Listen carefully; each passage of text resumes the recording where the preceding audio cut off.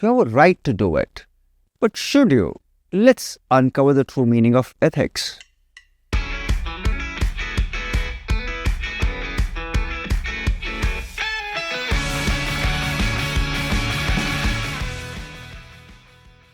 Let's go to 2019 IPL season.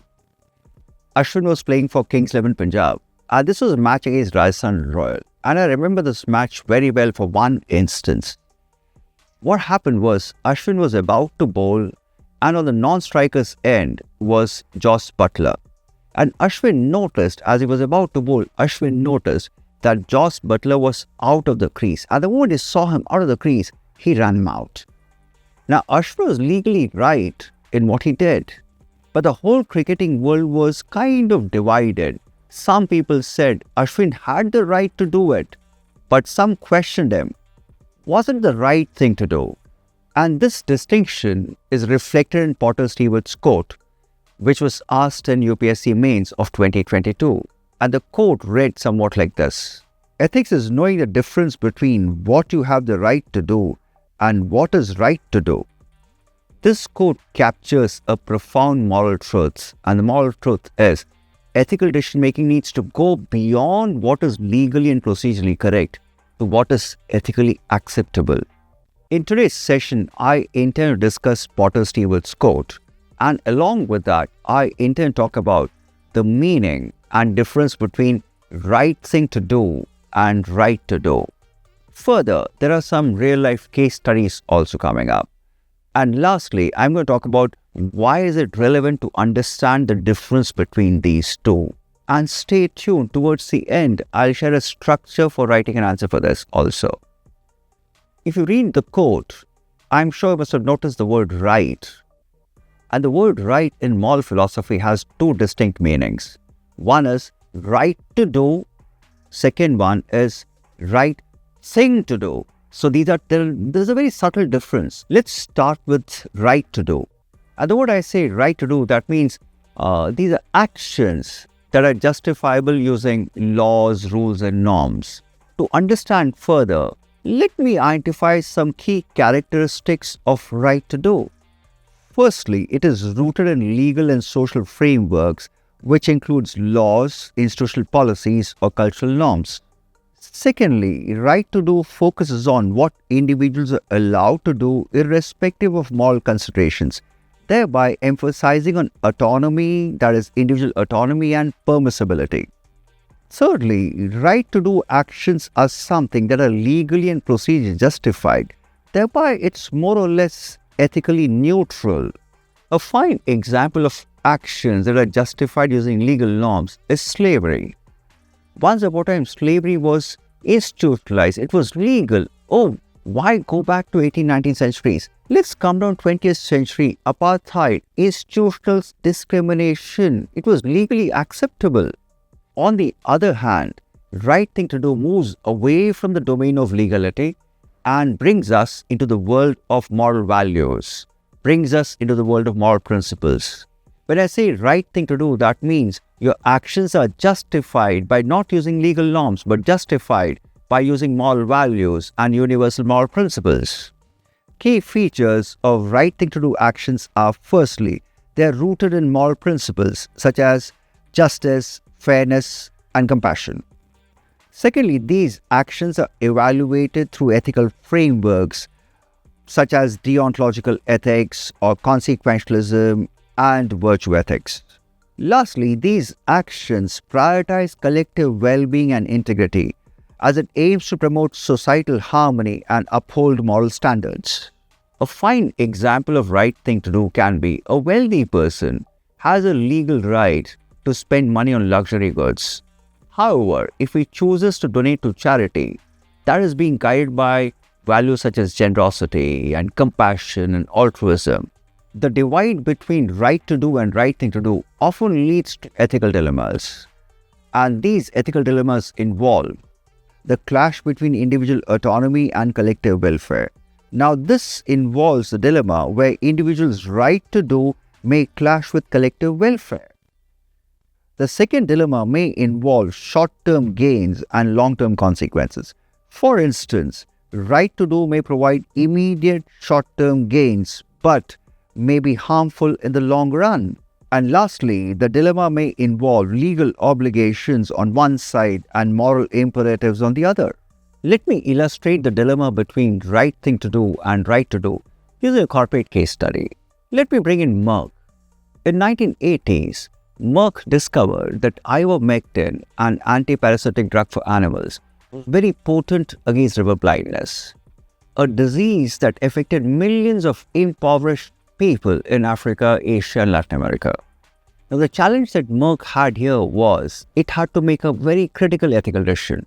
The decision was, should I commercialize the drug, knowing fully well the people who suffer from river blindness will not be able to afford it? When it came to right to do, Merck could price ivermectin commercially to recover the research and development cost and align with standard pharmaceutical practices to generate profits for shareholders. Secondly, Merck had no legal obligation, I repeat, no legal obligation to provide the drug for free or a reduced price because they had a right to develop ivermectin as a business product. Now, on the other hand, Merck had to make a call. Was this the right thing to do? Now, Merck had to understand the ethical responsibility was to recognize that commercial pricing would make the drug inaccessible to impoverished communities. Further, right thing to do would be to acknowledge the unique opportunity to alleviate widespread suffering. And lastly, right thing to do for Merck would be here to prioritize global health by ensuring the drug reaches those in need even at the cost of potential revenue. You'll be surprised by what Merck did in 1987. On one side, there was a business. On the other side, there was an ethical responsibility of a business house. And surprisingly, Merck went with the right thing to do. In 1987, they started something called Mektizan Donation Program, through which they donated billions of dollars of worth of ivermectin free of cost worldwide. Now that we've understood the dilemma between right thing to do and right to do, now let's try to understand why understanding the distinction between these two matters. How does it help us to know the difference between right thing to do and right to do? It enhances our ethical awareness. In fact, understanding the difference between the right to do and right thing to do helps individuals and even organizations to see beyond legality. Legal actions may protect us from immediate consequence, but only ethical actions build long-term trust and integrity, just like the way we saw with Merck case. Understanding the difference between right thing to do and right to do helps us in situations of complex decision-making, especially involving ethical dilemmas that we discussed earlier. Knowing the difference promotes social sensitivity. In fact, by striving for the right thing to do, individuals and even organizations can contribute positively to society, fostering fairness, compassion, and accountability. This, in turn, builds stronger and more just communities. Knowing the difference is key for building moral leadership. Leaders who consistently prioritize ethics over legality inspire trust and commitment. In fact, they create environments where doing the right thing becomes a standard, encouraging ethical behavior at all levels of the organization. A quick recap by giving you a brief comparison between the two. Right to do is based on legal or social permissions, while right thing to do is guided by moral principles. Right to do emphasizes individual autonomy, while right thing to do emphasizes the values of fairness and compassion. What is allowed is the focus of right to do, while what is morally correct is the focus of right thing to do. Right to do protects personal or institutional interests, while right thing to do promotes collective well-being. In one sentence, right to do establishes clear boundaries, whereas right thing to do challenges us to act with integrity. As we get to the concluding part of the session, as promised earlier, I'll give you a brief outline on how to structure an answer for this quotation. First comes the introduction. And keep the introduction very brief, not more than 30 words. And here, just give a small brief about what does right to do mean and what does right thing to do mean. The next comes the body, and divide the body into two paragraphs. The first paragraph of the body will explain the differences, the key features of right thing to do and right to do. Now, the next paragraph comes the example. Like I gave you Merck's example. Similarly, I'm sure when you read newspapers, you can also identify similar examples. So use it. Now, the last part of your answer comes a conclusion. And conclude in very simple words where you just talk about, in one sentence, the benefits of understanding the distinction between the two. That's it. Simple 20 words. Nothing else.